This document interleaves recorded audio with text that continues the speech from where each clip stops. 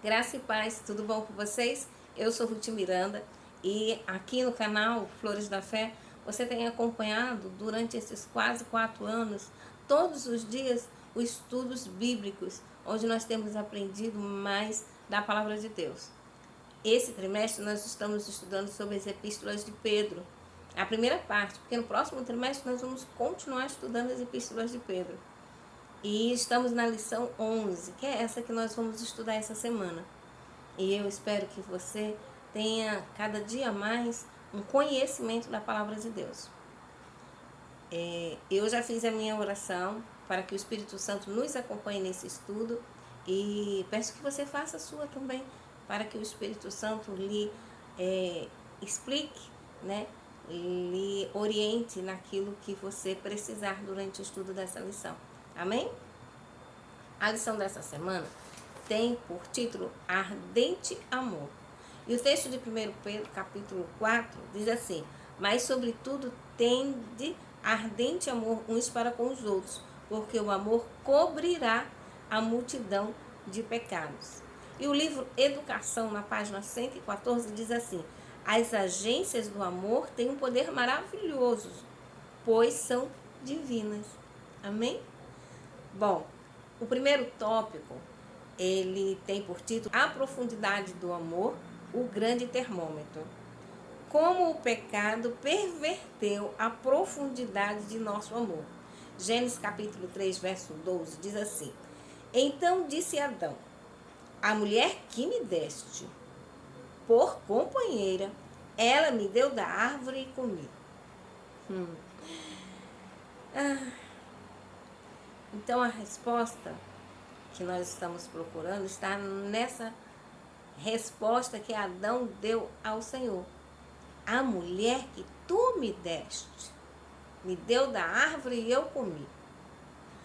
Adão joga a culpa para cima da Eva, automaticamente para cima de Deus também, né? Ele não assume o pecado como dele somente. Ele não podia desculpar que Deus sabia que ele tinha pecado, mas ele bota, olha, a culpa foi da Eva, essa mulher que tu me deste.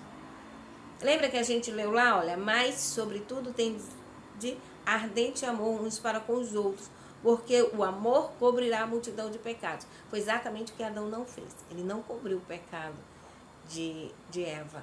Ele expôs o pecado de Eva. Quando Eva trouxe o fruto para Adão, ele amou tanto Eva que ele ainda não tinha pecado até então.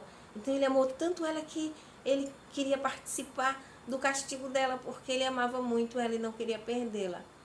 E aí ele comeu do fruto. Mas depois do pecado, aí começou uma sementezinha diferente no coração dele. Não que ele tenha deixado de amar Eva, mas aí ele já queria colocar a culpa sobre ela.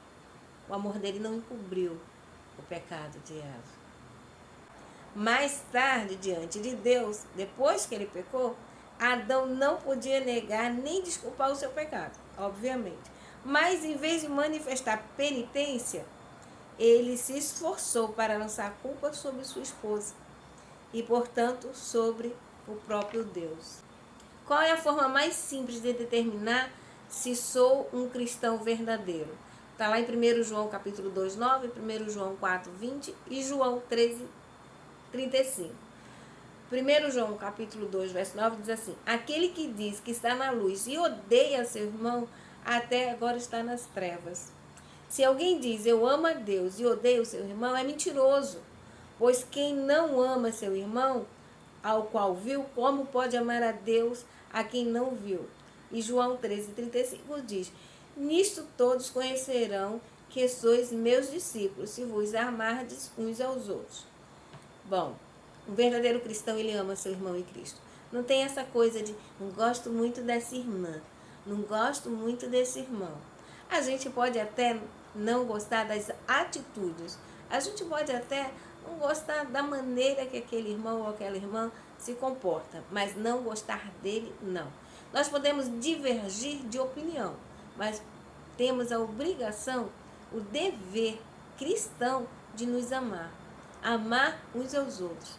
Aqui é bem claro, amar os irmãos. Se nós não amamos os nossos irmãos, que são a nossa família cristã, a nossa família aqui na terra, nós vamos amar quem? A Deus que nós não vemos? Não vamos. Então, o verdadeiro cristão, ele ama seu irmão. Infelizmente, já vi muitas irmãs dizendo, não gosto dessa irmã. Ou então, gosto desse irmão. Prefiro ir na igreja quando ele não está. Prefiro ir na igreja quando ela não está. Vamos divergir, vamos não ter a mesma opinião, mas devemos nos amar. Porque amor é divino. Não foi o que a gente leu lá no livro Educação? Amor é divino. Que nós possamos, durante essa semana, entender isso. Que se nós não amamos o nosso irmão, não somos cristãos. Se nós não gosto desse irmão, não gosto desse irmão, não vamos para o céu. Isso é fato. Será que nas nossas igrejas o anjo do Senhor tem vindo visitar e tem ficado sentado e não sentiu o amor de Deus e saiu triste porque o amor de Deus não estava ali? Será que nós estamos entrando nos cultos e saindo da mesma maneira que chegamos, falando mal dos nossos irmãos, crucificando os nossos irmãos sem nenhum amor por eles? Não vamos aprender a ver o lado bom das pessoas? Os anjos, eles não nos julgam. Nós erramos pedindo perdão e eles ficam felizes. E aí depois a gente erra no mesmo lugar, pedimos perdão e eles ficam felizes. E erramos uma terceira, uma quarta, uma quinta, uma sexta, uma décima, uma milésima vez e pedimos perdão e eles continuam felizes. Eles nunca acham que nós fizemos aquilo de propósito ou não vamos nos consertar, vamos ficar pedindo perdão aleatoriamente. Mas nós, quando nossos irmãos erram ou quando nos tratam de uma maneira errada, grosseira, nós sempre achamos que ele vai ser sempre assim e que nunca vai mudar. Nós não pensamos que pode ter sido aquele dia e que não vai acontecer mais. Nós precisamos pensar como os anjos, pensar bem dos outros, porque senão não vamos herdar os céus. Amém? Que Deus nos abençoe e que nós possamos entender a profundidade do amor.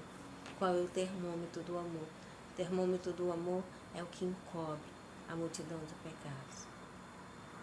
Fiquem com Deus. Deus te abençoe. Permitindo Deus, a gente volta amanhã para continuar esse estudo maravilhoso. E amanhã nós vamos entender o princípio do amor. Aguardo vocês amanhã. Fiquem com Deus.